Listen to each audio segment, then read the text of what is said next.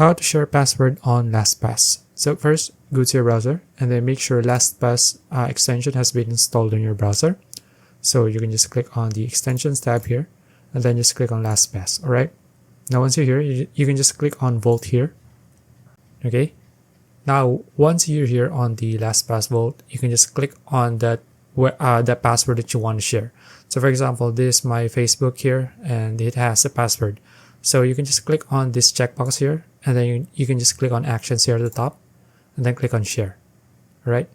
Now here you just need to type in the recipient email address here, and then you can also trigger this if you want to allow the recipient to view your password. All right. So once you type in the password here, like this, and then you can just click on Share, and that's it. All right. So if you found this video useful, please like and subscribe for more videos like this. See you in the next one.